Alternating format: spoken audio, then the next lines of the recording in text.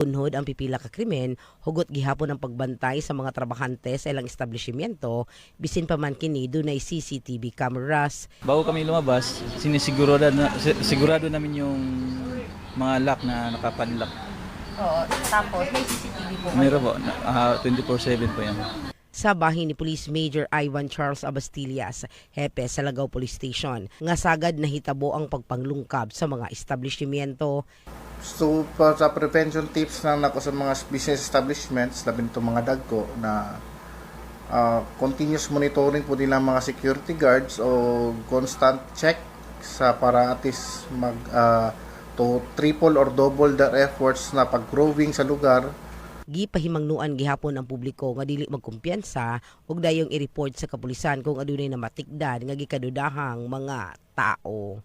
In the heart of changing lives. Kini sa Brigada Richard Kubalani sa Brigada News Jensen. Brigada!